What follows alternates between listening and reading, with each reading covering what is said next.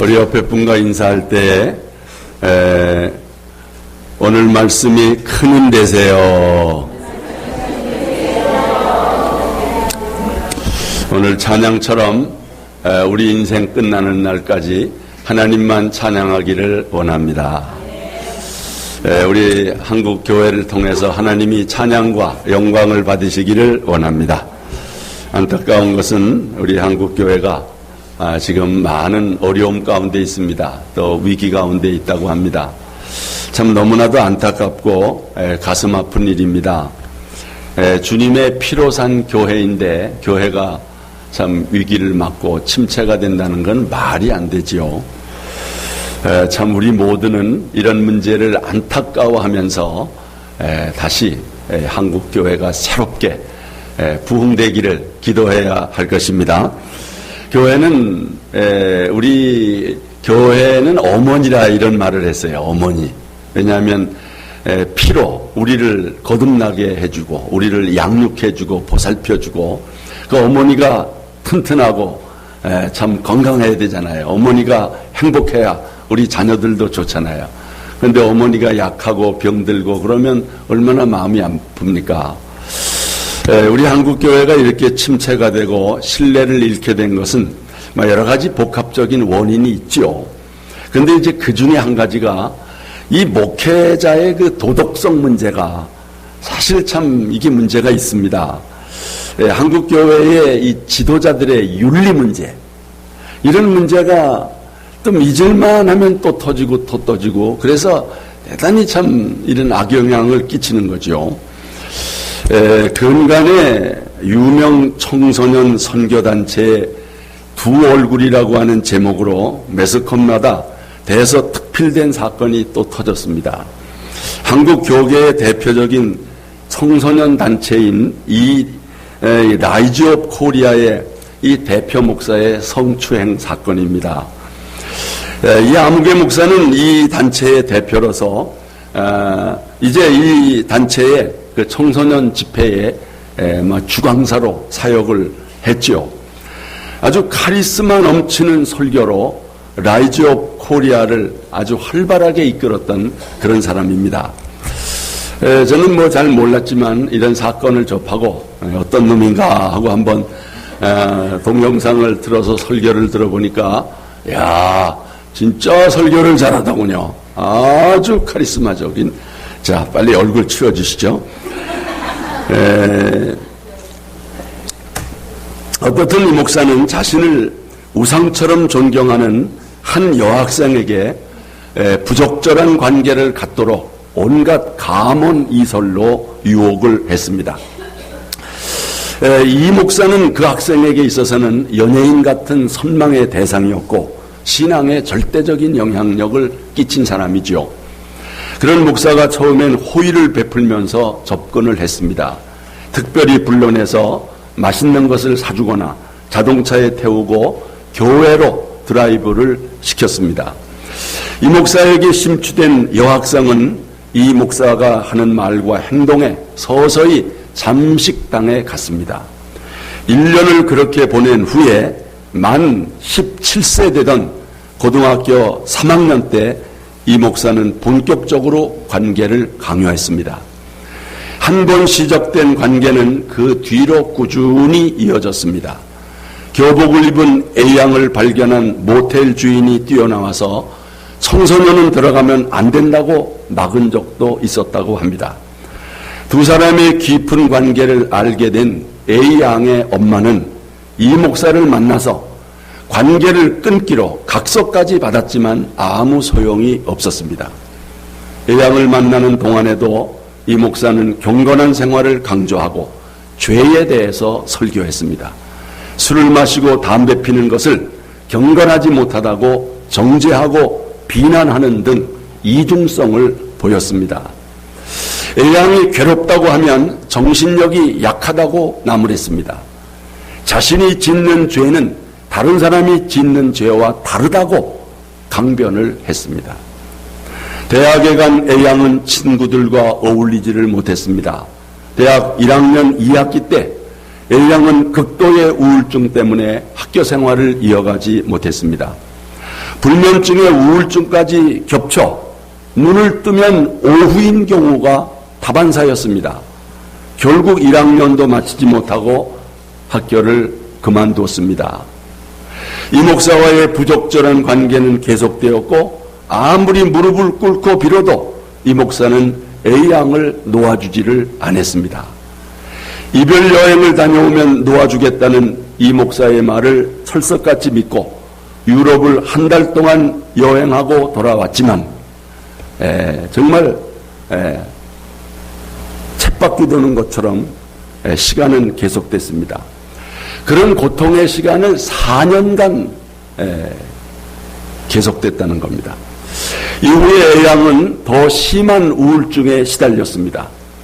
고3 때부터 A양을 괴롭혀온 이 우울증 때문에 죽음의 문턱을 넘나들었습니다. 불면증 때문에 처방받은 수면제로 자살을 시도하기도 했습니다. 약물 치료로 시작해서 상담 치료를 병행했습니다. A양은 10년이 지난 아픈 상처를 이번에 끄집어내서 언론에 공개를 했던 것입니다. 이것이 이번 사건의 대강 줄거리입니다. 참 이런 일을 당할 때마다 우리 성도들은 정말 황당함을 참 느끼게 됩니다. 단순히 제7계명을 범했다는 사실을 넘어 영적인 혼란까지 오게 됩니다. 상당 기간 동안 불륜관계를 맺어왔다면 매주일 그가 전했던 은혜로운 말씀은 도대체 뭔가? 그가 전한 말씀은 하나님의 은혜였는가? 아니면 화려한 언어의 쇼인가? 그의 사역은 하나님의 역사였는가? 아니면 마귀의 장난이었는가? 그리도 순수해 보이던 분이 어떻게 그런 악한 일을 오랫동안 지속할 수 있었을까? 이런 복잡한 생각들이 머릿속을 떠나지 않는 거지요. 더군다나 가까이에서 잘 알고 있던 사역자들이 이런 범죄로 인해서 교회를 사임하거나 사역을 그만두는 것을 지켜볼 때 인간에 대한 회의가 들고 신앙에 대한 의문이 들어서 결국 믿음의 길을 떠나는 사람도 많이 있습니다. 잘 나가는 목회자들까지 왜 이 성범죄에 빠지는가?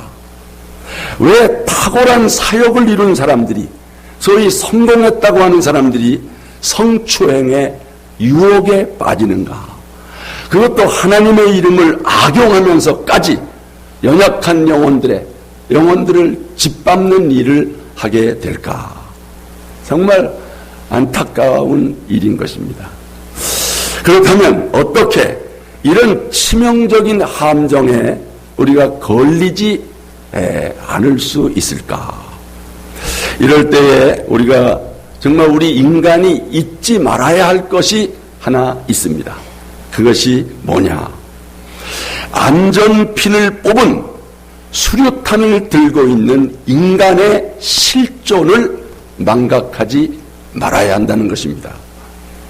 인간이 안전핀을 뽑은 수류탄과 같은 아주 위험한 존재라는 거지요. 여러분, 구원받은 사람이건 구원받지 못한 사람이건 간에 인간은 아담과 하와의 타락한 죄성을 가지고 있다는 것입니다.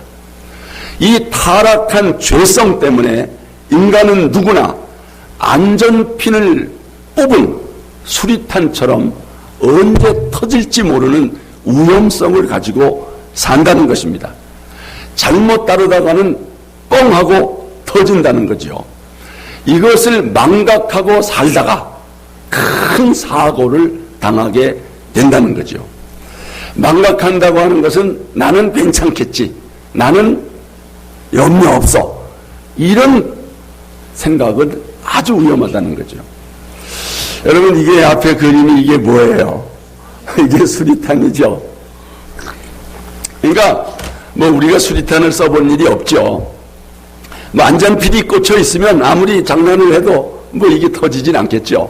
문제는 이 안전핀을 뺀 상태로 이걸 가지고 장난을 치면서 놀다가는 큰일 난다는 거죠. 그런데 인간은 누구나 이 안전핀을 뽑은 그런 수리탄과 같은 위험성을 안고 있다는 거죠. 한때 영적인 거장들이 하나님의 은혜로 위대한 일을 하게 되면서 자신이 연약한 인간이라고 하는 것을 잊어버리게 된다는 거예요. 또한 영적으로 충만한 나머지 이 정도쯤이야 하고 정말 위험한 장난을 하게 된다는 거죠. 이런 자만심이 큰 화를 불러오는 것입니다. 이런 교만함 때문에 주변 사람들이 뭐라고 구원면을 해도 말을 듣지 않는다는 거죠. 여러분, 이럴 때 우리가 꼭 기억해야 될 말씀이 있습니다. 바로 이 말씀입니다. 다 같이 그런즉 선줄로 생각하는 자는 넘어질까 조심하라. 다시 한번 크게 그런즉 선줄로 생각하는 자는 넘어질까 조심하라. 아멘. 나는 이게 얼마나 위험한 생각인지 모른다는 거죠. 여러분, 안전핀을 뽑은 수류탄 얼마나 위험합니까? 한순간이라도 방심하게 되면 폭발을 해서 평생 쌓아놓은 명예와 업적이 순식간에 무너져 버리는 것입니다. 그 당사자뿐만 아니라 사랑하는 가족들이 순식간에 암흑의 구덩텅이로 빠져들게 되는 것입니다. 여러분, 그 순간의 성범죄로 인해서 그 가족들이 당하는 수치와 고통이 상상이 되십니까? 정말 그 가족들이 당하는 그런 고통은 뭐 말로 할 수가 없는 거지요. 여러분, 이런 영적인 자만심 때문에 자신의 타락한 이 본성이 안전핀을 뽑힌 이 수리탄임을 잊지 말고 정말 한순간이라도 우리가 방심해서는 안 된다는 것. 여러분은 아담의 타락한 죄성을 가지고 있다는 거 인정하십니까? 인정 안 하십니까? 여러분은 연약한 존재라고 하는 사실을 인정하시면 아멘 하십시오. 네. 그렇다면 방심하면 안 됩니다. 조심해야 됩니다. 여기 저도 이런 유혹을 받는다고 생각하십니까? 안 하십니까? 저도 이런 유혹을 받는다고 생각하세요? 안 하세요? 너무 크게 해도 곤란하고 아닙니다. 그러면 제가 교주가 되는 겁니다. 당연히 유혹을 받지요. 그러나 조심해야 되는 거예요. 여러분, 우리 옆 사람과 이렇게 한번 인사를 나누시죠. 안전핀을 뽑은 수리탄을 조심합시다. 안전핀을 뽑은 수리탄을 부원에서 말하면 당신이 바로 그 사람입니다. 이런 말과 같은 것입니다. 그러니까 안전핀을 어떻게 해야 돼요? 단단하게 잠가 놓아야 돼요. 절대로 장난을 하면 안 된다. 여러분, 그 악어를 잘 다루는 유명한 마술사가 있었어요. 그는 악어가 입을 벌리고 있는 동안에 자신의 머리를 악어 입속에다가 집었다 넣었다 하는 그런 사람입니다. 그런데 어느 날 악어가 입을 벌리고 있는 동안에 이 술사는 자신의 머리를 악어 입속으로 집어넣었습니다. 순간 이 악어는 술사의 머리를 꽉 물어버렸습니다. 지켜보던 관중들이 비명을 질렀습니다. 사람들이 달려와서 악어의 입을 열어 젖히고 간신히 그 사람을 살렸습니다. 악어는 기이한 동물이어서 자신의 벌린 입에 모래 하나만 떨어져도 입을 다뭅니다. 그날도 마술사가 머리를 악어 입에 집어넣는데 미처 닦지 않은 땀방울, 이 땀방울이 악어 입에 떨어진 것입니다. 그 순간 악어가 입을 콱 닫아버린 것입니다. 나중에 그의 얼굴에는 흉측한 악어 이빨 자국이 남아서 그대로 살아갔다는 거죠. 여러분, 벌린 악어 입에 머리를 넣는 것은 위험천만한 일입니다. 성범죄에 걸려든 사람들이 바로 이런 위험한 일을 저지른 것입니다. 성범죄를 저지르는 사람들이 처음부터 성범죄의 함정에 빠지는 것이 아닙니다.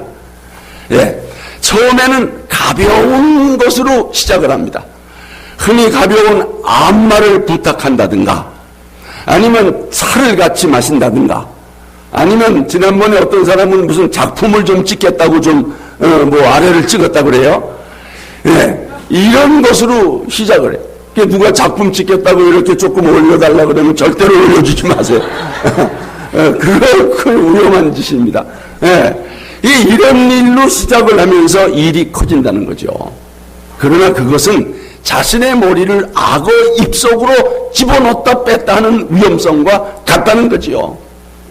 여러분, 이런 장난이 결국 벌린 악어 입에 자기의 머리를 넣는 것과 같다는 것입니다. 대단한 믿음을 가졌기 때문에 자신을 통제할 수 있다고 생각했을 것입니다. 하지만 인간이 언제라도 넘어질 수 있는 타락한 존재라고 하는 사실을 잠시도 잊지 마시기를 바랍니다. 우리 옆 사람과 이렇게 한번 인사를 하겠어요? 악어 입에 머리를 집어넣는 장난은 하지 맙시다. 악어 입에 머리를 집어넣는 장난은 하지 맙시다. 여러분, 이런 장난은 절대로 하면 안 돼요. 한 병 물리면 끝나는 거예요. 안전핀을 뽑은 수류탄을 들고 있는 그런 자신의 존재라고 하는 거 잊지 마시고, 아무리 자기가 믿음이 좋고 위대한 일을 했다 손 치더라도 타락한 본성이 남아있다고 하는 사실을 인정하고 늘 조심하시고 경계하시기를 바랍니다. 그런 연약한 인간이라면 어떻게 해야 하는가? 두 번째 문제입니다. 앞에 보시고 뭐 어떻게 해야 됩니까? 죄 지을 틈을 주지 말아야 한다는 거예요. 사탄이 유혹할 수 있는 환경을 만들지 말아야 한다는 것입니다. 사탄은 늘 우리를 넘어뜨리려고 노리고 있다는 것입니다. 바로 이 말씀입니다. 다 같이 근신하라 깨어라 너희 대적 마귀가 우는 사자같이 두루 다니며 삼킬 자를 찾나니 아멘. 여러분, 사탄이 늘 노리고 있다는 거예요.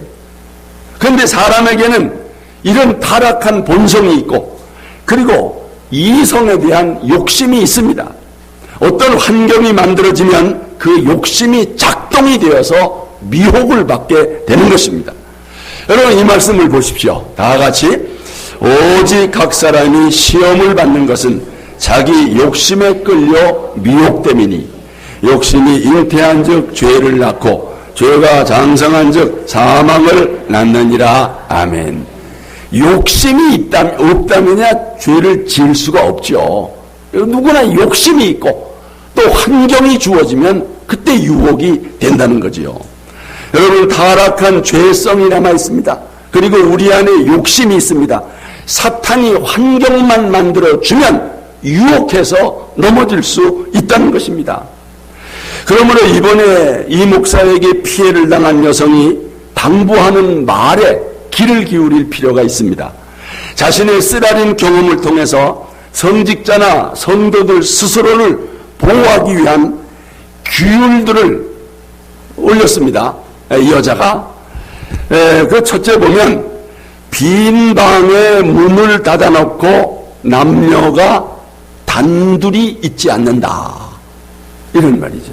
이건 뭐 기본이고 상식 아닙니까? 다 아는 얘기 아닙니까? 여러분, 그러니까 우리 남자 사역자들이 여성도들을 대할 때는 사모님이나 아니면 다른 사역자들과 함께 만나는 것이 최상의 방책이라고 하는 거예요. 그러니까 남녀가 문을 닫아놓고 한 방에 있는 것은 대단히 위험하다는 거예요. 이게 성경적이라고 봐요. 왜냐하면 예수님이 사도들에게 2사람씩 짝을 지어서 복음을 전하도록 했습니다.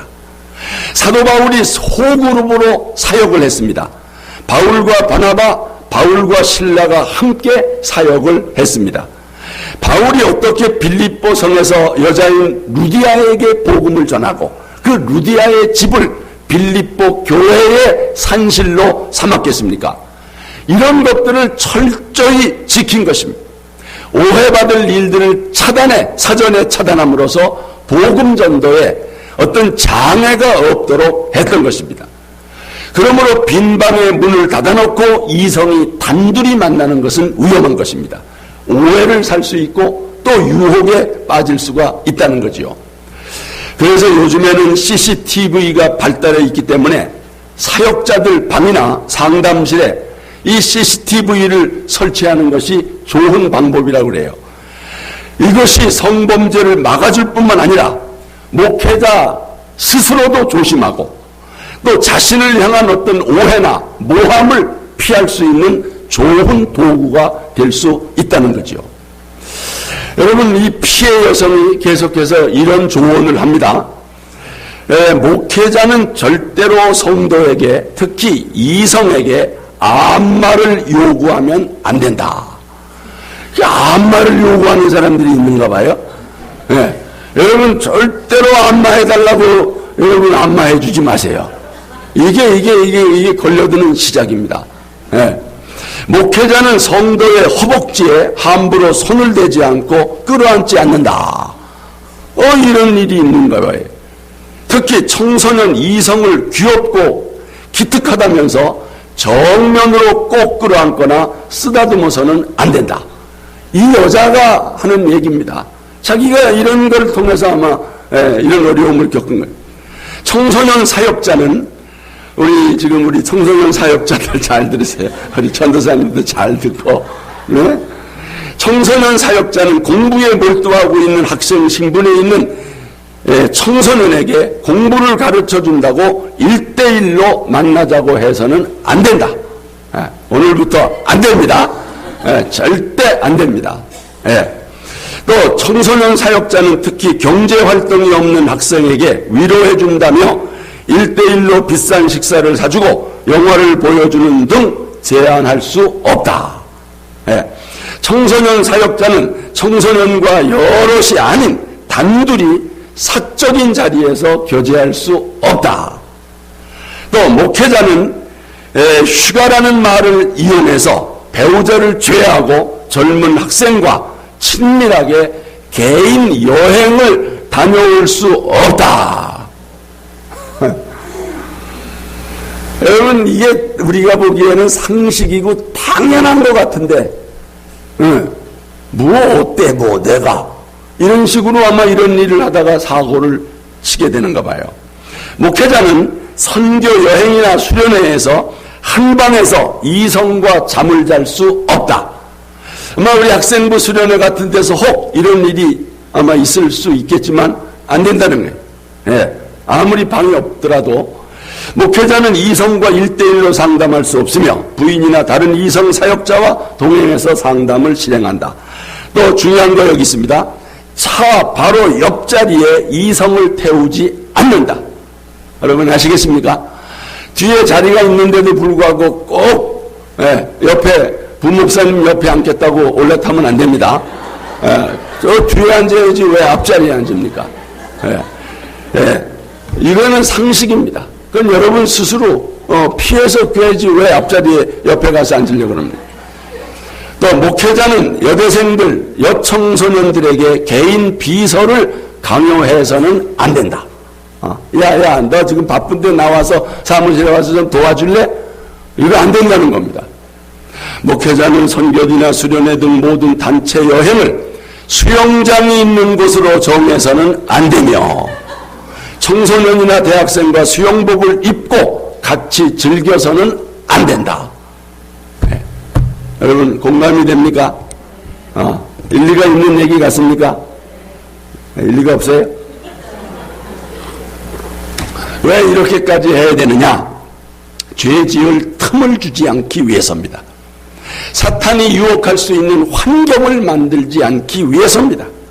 사람은 약하기 때문에 죄 지을 틈을 주면 유혹을 받을 수 있기 때문에 이렇게 하는 것이 최상의 방지책이다. 이런 얘기죠. 그 다음에 세 번째 어떻게 해야 됩니까?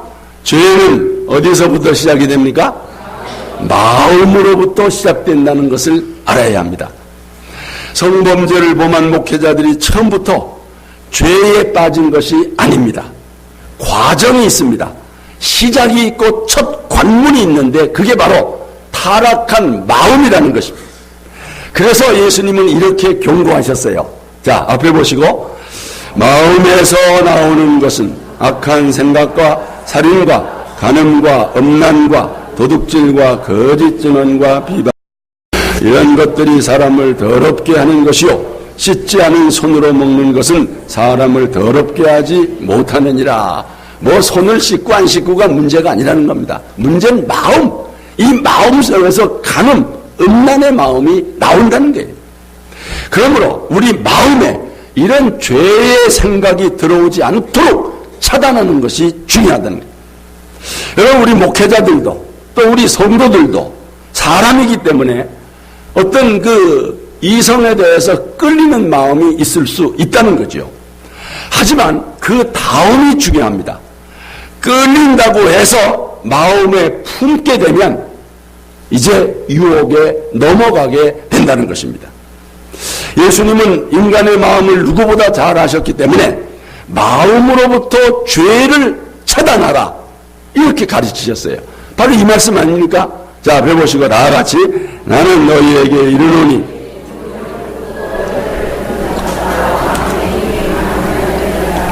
바로 이 말씀입니다. 예. 우리 마음을 조심해야 된다. 마음에 품게 되면 결국 행동으로 옮겨지게 된다는 게. 그러므로 우리는 항상 자신의 마음에 나쁜 생각이 들어오지 않도록 경건한 훈련을 해야 된다는 겁니다. 여러분, 가룟 유다가 예수님의 제자로서 왜 예수님을 팔았습니까? 이 말씀을 보십시오. 다 같이 마귀가 벌써 시몬의 아들 가룟 유다의 마음에 예수를 팔려는 생각을 넣었더라. 그러니 어떻게 하면 좋습니까? 마음을 깨끗이 하는 것이 중요합니다.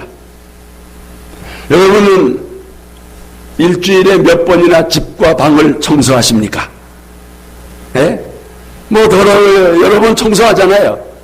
또 더러운 거 있으면 그때마다 치우고 쓸고 닦지 않습니까? 마음도 그렇게 청소를 해야 된다는 거예요. 얼굴을 씻고 화장하듯이 마음을 씻어내서 청결하게 해야 한다는 거예요. 어떻게 마음을 청소합니까? 말씀으로 씻고 말씀 묵상으로 씻어내고 기도로 씻고 회개함으로 씻어내야 합니다. 계속 마음에 죄가 쌓이면 안 된다는 거예요. 여러분, 죄를 범하지 않기 위해서는 마음 단속을 잘해야 돼요. 여러분이 밤마다 무슨 단속을 하죠? 문 단속하잖아요. 어떤 날 물 잠가놓고 와서 자려고 그러는데 이거 문 안 잠궜나 봐. 또 나가서 또 할 때 있지 않습니까? 여러분, 왜 그럽니까? 불안해서. 이거 혹시라도 누가 들어오면 어떡합니까? 세상이 악하니까 그렇게 할 수밖에 없어요. 마찬가지입니다. 우리 마음 단속을 이렇게 철저하게 해야 된다는 거예요. 어떤 나쁜 생각이 마음에 들어와서 이게 오랫동안 멈춰 있으면 안 된다는 것입니다. 문제는 마음이 문제예요. 여러분이 이 마음 단속, 마음을 깨끗하기 위해서 하는 기도 생활, 예배 생활 다 중요한 것입니다. 공예배 생활도 중요한 것입니다. 이런 생활만 정상적으로 하더라도 마음에 죄가 자리 잡는 일은 막을 수 있다는 거죠. 바리새인은 어떤 나쁜 마음을 품고 있든 실제로 간음만 하지 않으면 괜찮다 이런 생각을 했어요. 그런데 예수님은 그게 아니라는 거예요. 마음속에 음욕만 품어도 이미 간음했다라고 간주하는 거예요. 네. 여러분, 하나님은 행동보다 마음의 동기를 보시는 거예요. 마음이 벌써 잘못됐는데 행동이 아무리 선하다고 해도 그 선을 인정할 수 없다는 것입니다. 중심을 보시는 하나님은 그렇게 할 수밖에 없다는 거죠. 그렇다고 여러분, 지나가는 예쁜 여자, 멋진 남자를 쳐다만 봐도 간음한 것입니까? 예? 아니지요. 쳐다만 보고. 그러면 예쁜 여자 보고 참 예쁘다 이렇게 말하면 간음한 겁니까? 아니죠. 예. 새가 우리 머리 위를 날아가는 것은 우리 잘못이 아닙니다. 다만 그 새가 머리에 둥지를 틀지 못하도록 경계하는 거, 그건 우리 책임입니다. 예. 새 둥지를 우리 머리 위에다가 틀지 않게 하려면 어떻게 해야 돼요? 어떻게 해야 돼요? 움직여야 돼요? 쫓아내야죠. 쫓아내야죠. 예? 우리 마음에 나쁜 생각이 자리 잡으려고 하면 어떻게 해야 돼요? 쫓아내야죠. 쫓아내야죠. 예? 여러분, 마음에 음욕을 품고 있는 사람은 기회가 주어지면 행동으로 나올 수밖에 없다는 거예요. 설사 안 나와도 죄는 죄입니다. 죄는 마음으로부터 시작되니 마음을 깨끗이 하고 마음 단속을 잘 하시기를 바랍니다. 끝으로 성범죄의 비참한 결과를 기억해야 하는 것입니다. 죄의 유혹은 솜사탕처럼 달콤하지만 그 끝은 전갈처럼 무섭게 쏜다는 거예요. 성범죄의 끝을 보는 사람은 결코 그 죄를 지을 수가 없어요. 우리는 성범죄의 비참한 결과들을 기억해야 합니다. 마치 안전핀이 뽑힌 수리탄이 터진 것과 같은 사고입니다. 악어 입에 머리를 물린 사고가 일어난 것입니다. 얼마나 치명적입니까? 얼마나 가족들에게 고통을 줍니까? 그 단란했던 가정들이 파괴가 되는 것입니다. 여러분, 이거 경험해야 알아요? 그냥도 알아요? 에? 여러분, 이거 보면 알잖아요. 꼭 뭐 똥인지 된장인지 먹어봐야 합니까? 성범죄의 결과가 얼마나 비참하다는 사실은 우리가 직접 해보지 않아도 알 수 있는 거 아닙니까? 그 대표적인 예가 다윗입니다. 다윗은 밧세바와 간음죄를 짓고 그녀의 남편 우리아를 전쟁 그 일선에 보내가지고 전사하게 했습니다. 그 범죄 결과 상상할 수 없는 엄청난 대가를 치렀습니다. 하나님은 다윗의 죄는 용서하셨지만 그 집안에 칼이 떠나지 아니하리라고 심판하셨어요. 자, 이 말씀입니다. 자, 앞에 보시고 나와같이 이제 내가 나를 없인 여기고 햇사람 우리아의 아내를 빼앗아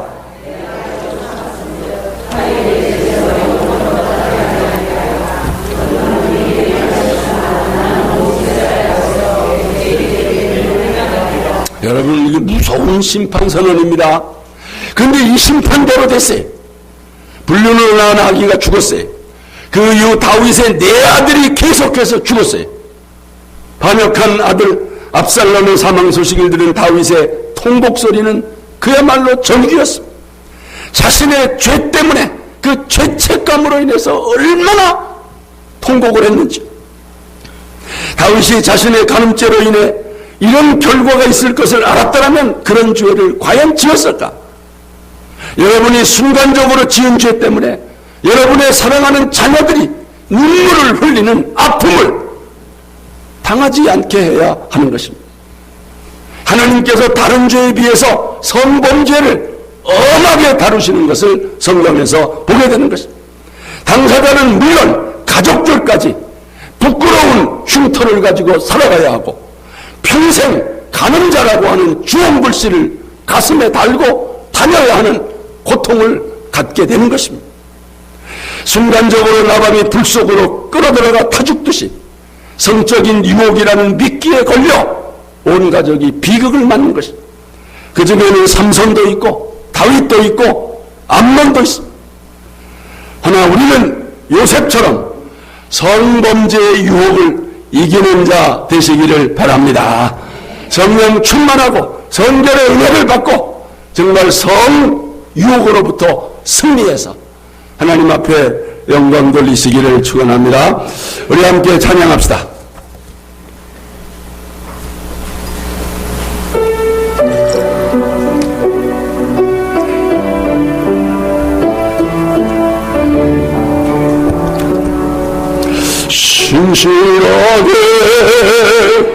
진실하게 거룩하게 살게 하소서. 진실하게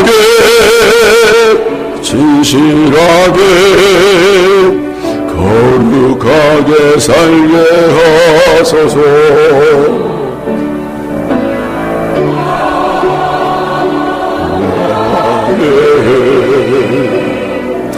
내 마음 만져주소서.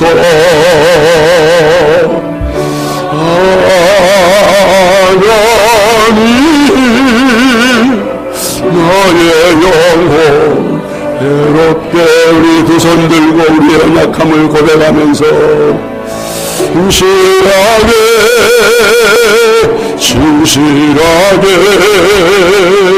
거룩하게 살게 하소서. 진실하게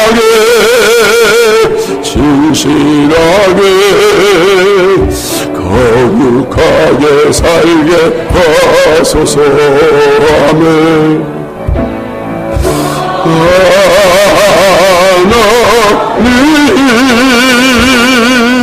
나의 기도 들어주소서.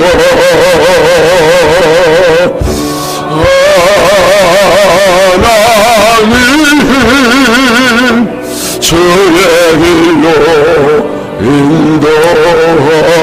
인도하소. 두 손 드신 채로 주님 한번 부르고 통성으로 기도합시다. 성결의 영을 부어 주옵소서. 성결의 은혜를 사모합니다. 주님